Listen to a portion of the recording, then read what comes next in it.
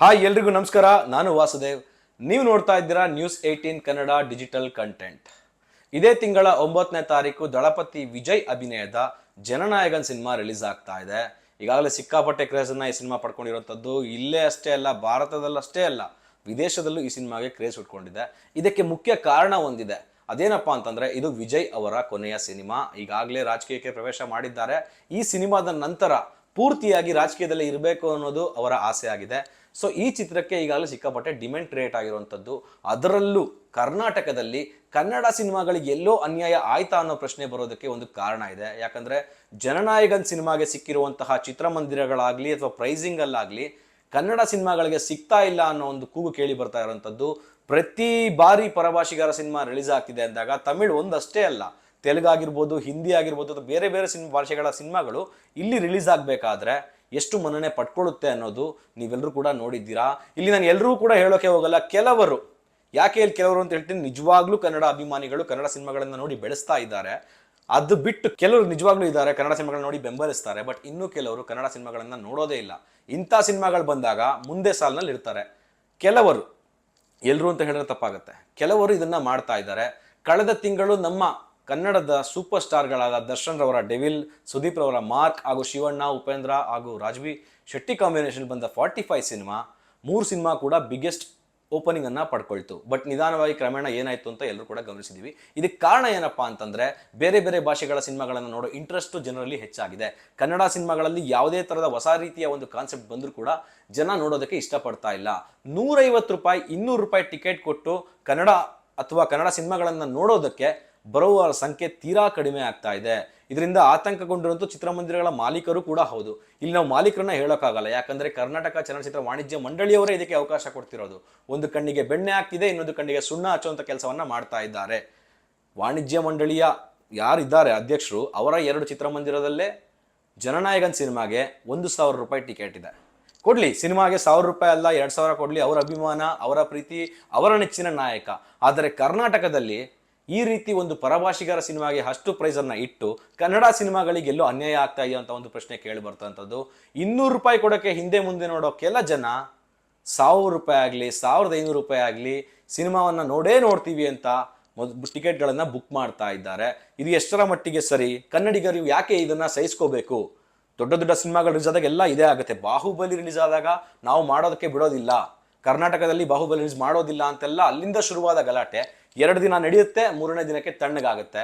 200 ರೂಪಾಯಿ ಏಕರೂಪ ಚಿತ್ರಮಂದಿರ ಟಿಕೆಟ್ ದರವನ್ನ ಸರ್ಕಾರ ಘೋಷಣೆ ಮಾಡಿತ್ತು, ಅದು ಕೂಡ ಕೋರ್ಟಲ್ಲಿ ಕೇಸ್ ನಡೀತಾ ಇದೆ. ಸೊ ಹೀಗಾಗಿ ಅದನ್ನ ವಾಪಸ್ ತಗೊಂಡಿದ್ದಾರೆ.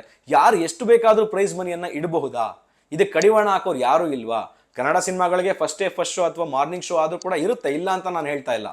700 ರೂಪಾಯಿ, 800 ರೂಪಾಯಿ, 900 ರೂಪಾಯಿ ಈ ತರ ಪ್ರೈಸ್ಗಳು ಮಾಲ್ನಲ್ಲಿ ನೀವು ನೋಡಿರ್ತೀರಾ. ಎಕ್ಸಾಂಪಲ್ ನಾನು ನಿಮಗೆ 3 ಚಿತ್ರಮಂದಿರದ ಹೆಸರು ಹೇಳ್ತೀನಿ. ಈ ಸೌತ್ ಬ್ಯಾಂಗ್ಳೂರ್ನಲ್ಲಿ ಇರೋರಿಗೆ ಗೊತ್ತಾಗುತ್ತೆ. ಯಾಕಂದ್ರೆ ಒಂದು ವೆಂಕಟೇಶ್ವರ ಅಂತ ಒಂದು ಥಿಯೇಟರ್ ಇದೆ ಗಿರಿನಗರಲ್ಲಿ, ಬಿಟ್ಟರೆ ಚಂದ್ರೋದಯ ಅಂತ ವಿದ್ಯಾಪೀಠ ಸರ್ಕಲ್ನಲ್ಲಿದೆ. ಇಲ್ಲಿ ನಾರ್ಮಲ್ ಪ್ರೈಸ್ ಇರುವಂಥದ್ದು ಯಾವುದೇ ಕನ್ನಡ ಸಿನಿಮಾ ರಿಲೀಸ್ ಆದಾಗ 200 ರೂಪಾಯಿ. ಮಾರ್ನಿಂಗ್ ಶೋ ಏನಾದರೂ ಸ್ಪೆಷಲ್ ಶೋ ಅಥವಾ ಫ್ಯಾನ್ ಶೋ ಇಟ್ಟಾಗ ಅಲ್ಲಿ 500 ರೂಪಾಯಿಂದ 600 ರೂಪಾಯಿ ಟಿಕೆಟ್ ಇರೋದನ್ನ ನೋಡಿರ್ತೀರಾ. ಆದರೆ ಜನನಾಯಕನ್ ಸಿನಿಮಾಗೆ ಯಾಕೆ 1,000 ರೂಪಾಯಿ ಇಟ್ಟಿದ್ದಾರೆ? ಮೊದಲನೇ ಶೋ 1,000 ರೂಪಾಯಿ. ಯಾಕಂದ್ರೆ ಕನ್ನಡ ಸಿನಿಮಾಗಳ ಜನ ಬರ್ತಾ ಇಲ್ಲ, ಈಗ ಇಟ್ಟರೆ ಬರ್ತಾರೆ ಅನ್ನೋ ಕಾನ್ಫಿಡೆನ್ಸ್ ಕೂಡ ಚಿತ್ರಮಂದಿರದ ಮಾಲೀಕರಿಗೆ ಇರೋದ್ರಿಂದಾನೇ ಈ ಒಂದು ಎಡವಟ್ಟು ಆಗ್ತಿರೋವಂಥದ್ದು. ಇದು ತಪ್ಪಲ್ಲ ಖಂಡಿತ. ಅಲ್ಲಿ ತಮಿಳುನಾಡಲ್ಲಿ ಅಷ್ಟೇ ಅವರ ಸಿನಿಮಾ ನೋಡಬೇಕು ಅಂತ ಇಲ್ಲ. ಈಗ ಸದ್ಯದ ಪರಿಸ್ಥಿತಿಯಲ್ಲಿ ಪ್ಯಾನ್ ಇಂಡಿಯಾ ಆಗಿರುವಂತಹ ಸಿನಿಮಾಗಳನ್ನ ಎಲ್ಲರೂ ನೋಡಲೇಬೇಕು, ಅದಕ್ಕೆ ಬ್ಯಾರಿಯರ್ ಅಂತ ಯಾವುದೂ ಇಲ್ಲ. ಬಟ್ ನಮ್ಮ ಕನ್ನಡ ಸಿನಿಮಾಗೆ ಅನ್ಯಾಯ ಮಾಡಿ ಅಲ್ಲಿ ಹೋಗಿ ಪರಭಾಷಿಗರಿಗೆ ಜಾಸ್ತಿ ನೋಡುವಂಥದ್ದನ್ನ ಯಾಕೆ ಬೆಳೆಸ್ಕೊಳ್ತಾ ಇದೆ ಅನ್ನೋದನ್ನ ಇಲ್ಲಿ ಕೇಳುವಂತಹ ಪ್ರಶ್ನೆ ಆಗಿರುವಂಥದ್ದು.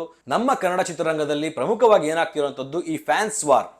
ಫ್ಯಾನ್ಗಳು ಮಾಡ್ತಿರೋ ವಾರ್ನಿಂದ ಸ್ಟಾರ್ಸ್ಗಳೆಲ್ಲ ಚೆನ್ನಾಗೇ ಇದ್ದಾರೆ, ಬಟ್ ಅವರ ಅಭಿಮಾನಿಗಳು ಅವ್ರನ್ನ ಕಂಡ್ರೆ ಇವ್ರಿಗಾಗಲ್ಲ, ಇವ್ರನ್ನ ಕಂಡ್ರೆ ಅವ್ರಿಗಾಗಲ್ಲ ಅಂತ ಅವ್ರ ಸಿನಿಮಾ ಇವ್ರು ನೋಡಲ್ಲ, ಇವ್ರ ಸಿನಿಮಾ ಅವ್ರು ನೋಡಲ್ಲ ಅನ್ನೋ ಮಾತುಗಳನ್ನ ಸೋಷಿಯಲ್ ಮೀಡಿಯಾದಲ್ಲಿ ಆಗ್ತಾ ಇದ್ದಾರೆ. ಇದರಿಂದ ಲಾಸ್ ಆಗ್ತಿರೋದು ಯಾರಿಗೆ? ಕನ್ನಡ ಚಿತ್ರರಂಗಕ್ಕೆ, ಕನ್ನಡ ಚಿತ್ರರಂಗದ ನಿರ್ಮಾಪಕರಿಗೆ. ಈಗ ವಿಜಯ್ ಅವ್ರ ಸಿನಿಮಾ ಮಾಡಿರೋದು ಕೂಡ KVN ನಮ್ಮ ಪ್ರೊಡಕ್ಷನ್ ಆಗಿರ್ಬೋದು. ಆದರೆ ನಮ್ಮ ಕನ್ನಡ ಸಿನಿಮಾಗಳಿಗೆ ಸಿಗುವಂತಹ ಬೆಂಬಲ ಯಾಕೆ ಕಡಿಮೆ ಆಗ್ತಾ ಇದೆ? ಚಿತ್ರಮಂದಿರಕ್ಕೆ ಹೋಗಿ ಸಿನಿಮಾ ನೋಡ್ತಾ ಇಲ್ವಾ? ನೀವು ಹೇಳ್ಬೋದು ಕಾಂತಾರ ನೋಡಿದೀವಿ ನಾವು, 1,000 ರೂಪಾಯಿ ಕೊಟ್ಟು ಕಾಂತಾರ ನೋಡಿದೀವಿ. ಒಂದೇನಾ? ನೀವು ಕಳೆದ ವರ್ಷದಲ್ಲಿ ಒಂದೇ ಸಿನಿಮಾಗೆ 1,000 ರೂಪಾಯಿ ಕೊಟ್ಟು ನೋಡಿರೋದಾ? ಆ ಥರ ಎಲ್ಲ ಕನ್ನಡ ಸಿನಿಮಾಗಳನ್ನ ಯಾಕೆ ನೋಡೋದಕ್ಕೆ ಮುಂದಾಗ್ತಾ ಇಲ್ಲ? ದುಡ್ಡು ಅವರಿಷ್ಟ, ಸಂಪಾದನೆ ಅವರಿಷ್ಟ, ಕ್ರೇಜ್ ಅವರಿಷ್ಟ, ಎಲ್ಲವೂ ಓಕೆ. ಕನ್ನಡ ಸಿನಿಮಾನ ನೋಡೋಕ್ಕೆ ಆಗದೆ ಈ ರೀತಿ ಬೇರೆ ಭಾಷೆ ಬಂದಾಗ ಫಸ್ಟ್ ಶೋ ನೋಡಬೇಕು, ಆ ಸೆಲೆಬ್ರೇಷನ್ನು ಎಲ್ಲೋ ಕಡಿಮೆ ಆಗ್ತಾ ಇದೆ. ನಮ್ಮ ಹೀರೋಗಳನ್ನು ನಾವು ಸಪೋರ್ಟ್ ಮಾಡದೇ ಇದ್ರೆ ಇದು ಹೀಗೆ ಮುಂದುವರಿತಾ ಹೋಗುತ್ತೆ. ಮುಂದೊಂದು ದಿನ ಇದು ನಾವು ಕರ್ನಾಟಕದಲ್ಲಿದ್ದೀವ, ಕನ್ನಡಿಗರು ಎಲ್ಲಿದ್ದೀವಿ ಅನ್ನೋಂಥ ಪ್ರಶ್ನೆ ಮಾಡ್ಬೋದು. ನೀವು ಹೇಳ್ಬೋದು ಬೆಂಗಳೂರಿನಲ್ಲಿ ಎಲ್ಲ ಭಾಷೆಯ ಜನರಿದ್ದಾರೆ, ಅವ್ರು ಮಾತ್ರ ಸಿನಿಮಾ ಹೋಗಿ ನೋಡ್ತಾರೆ ಅಂತ. ನೀವೇ ನೋಡ್ಕೊಳ್ಳಿ, ನೀವೇ ಒಂದು ಮಾತನ್ನ ಥಿಂಕ್ ಮಾಡಿ. ಹಾಗಿದ್ರೆ ಈ ಜನನಾಯಕನ್ ಸಿನಿಮಾ ಬೆಂಗಳೂರಲ್ಲಿ ನೋಡ್ತಾ ಇರೋದು ಬರೀ ತಮಿಳು ಭಾಷೆಯ ಅಭಿಮಾನಿಗಳು ಮಾತ್ರನಾ? ಬೇರೆ ಯಾರು? ಹಂಗಾರೆ ನೀವ್ಯಾರು ಕನ್ನಡಿಗರು ಯಾರು ಕೂಡ ಒಂದು ಟಿಕೆಟ್ ಬುಕ್ ಮಾಡಿಲ್ವಾ? ನಮ್ಮ ಕನ್ನಡ ಸಿನಿಮಾಗೆ ಬೆಂಬಲ ಸಿಗ್ತಾ ಇದೆ, ಓಕೆ, ಬಟ್ ಇವನ್ನು ಮಾಡ್ತಿರೋದನ್ನು ಯಾರು? ಇದರಲ್ಲಿ ಕನ್ನಡಿಗರು ಸೇರಿದ್ದಾರೆ. ಈ ಪ್ರಶ್ನೆನ ನೀವೇ ಕೇಳ್ಕೊಳ್ಳಿ. ನೀವು ಸಿನಿಮಾ ನೋಡೋದು ತಪ್ಪು ಅಂತ ಯಾರು ಕೂಡ ಹೇಳಕ್ ಸಾಧ್ಯ ಇಲ್ಲ. ಎಲ್ಲ ಭಾಷೆಯ ಚಿತ್ರವನ್ನ ಎಲ್ಲರೂ ಕೂಡ ನೋಡಬೇಕು. ನಾವೆಲ್ಲರೂ ಭಾರತೀಯರು ಅನ್ನೋದು ಎಲ್ಲರಿಗೂ ಗೊತ್ತಿದೆ. ಆದರೆ ಭಾಷಾಭಿಮಾನ ಎಲ್ಲೋಗ್ತಾ ಇದೆ? ಇದೇ ರೀತಿ ಮುಂದುವರೆದ್ರೆ ಕನ್ನಡ ಚಿತ್ರರಂಗದ ಪರಿಸ್ಥಿತಿ ಏನು? ನಿಮ್ಗೆಲ್ಲ ಗೊತ್ತಿದೆ. ಎ ಸ್ಟಾರ್ ಅಭಿಮಾನಿಗಳು ನಮ್ಮಲ್ಲಿ ಎಷ್ಟು ಜನ ಇದ್ದಾರೆ, ಏನೇನೆಲ್ಲ ಪರಿಸ್ಥಿತಿಯಲ್ಲಿ ನಾವು ಎದುರಿಸ್ತಾ ಇದ್ದೀವಿ, ಯಾವ ಥರ ಸಿನಿಮಾಗಳನ್ನು ಜನ ನೆಗೆಟಿವ್ ಮಾತಾಡಿ ಕೆಳಗಡೆ ಹಾಕೋ ಪ್ರಯತ್ನ ಮಾಡ್ತಾ ಇದ್ದಾರೆ. ಇದೆಲ್ಲವನ್ನ ನಾವು ಸಹಿಸ್ಕೊಂಡಿರ್ಬೇಕಾದ್ರೆ ಇಂಥ ಒಂದು ದೊಡ್ಡ ಮಟ್ಟದ ಸಿನಿಮಾ, ಅದು ಕೂಡ ನೀವು ರೀಮೇಕ್ ಸಿನಿಮಾಗೆ ನೀವು ಇಷ್ಟೊಂದು ನೋಡಿ, ನಿಮ್ಮ ಅಭಿಮಾನ ಎಲ್ಲ ಇರ್ಬೋದು. ಭಗವಂತ ಕೇಸರಿ ಬಾಲಯ್ಯ ಅವರ ಅಭಿನಯದ ಈ ಸಿನಿಮಾ ರೀಮೇಕ್ ಅಂತ ಅವರೇ ಕೂಡ ಹೇಳ್ಕೊಂಡಿದ್ದಾರೆ. ಸೊ ಈ ಸಿನಿಮಾಗೆ ಇಷ್ಟು ಮಟ್ಟಿಗೆ ಬೆಂಬಲ ಸಿಗ್ತಾ ಇದೆ. ಸಿಕ್ಲಿ, ಸಿನಿಮಾಗೂ ಒಳ್ಳೇದಾಗ್ಲಿ. ಯಾರು ಕೂಡ ಸಿನಿಮಾಗೆ ಏನಾಗ್ಲಿ ಅಂತ ನಾವು ಕೂಡ ಹೇಳೋದಿಲ್ಲ, ಜನ ಕೂಡ ಮಾತನಾಡ್ತಾ ಇಲ್ಲ. ಸಿನಿಮಾಗೆ ಒಳ್ಳೇದಾಗ್ಲಿ. ಬಟ್ ಕನ್ನಡ ಸಿನಿಮಾಗಳ ಪ್ರಶ್ನೆ ಏನು? ಈ ಬಗ್ಗೆ ನಿಮ್ಗೇನ್ ಅನ್ಸುತ್ತೆ? ಕಮೆಂಟ್ ಮಾಡಿ ತಿಳಿಸಿ. ಸಿಗೋಣ ಮುಂದಿನ ವಿಡಿಯೋದಲ್ಲಿ. ನಿರ್ಭೀತ, ನಿಷ್ಪಕ್ಷಪಾತ, ವಿಶ್ವಾಸಾರ್ಹ ಸುದ್ದಿಗಳಿಗೆ ಮತ್ತೊಂದು ಹೆಸರಾಗಿರೋ ನ್ಯೂಸ್18 ಕನ್ನಡ ಈಗ ಆಪ್ನಲ್ಲೂ ಲಭ್ಯ ಇದೆ.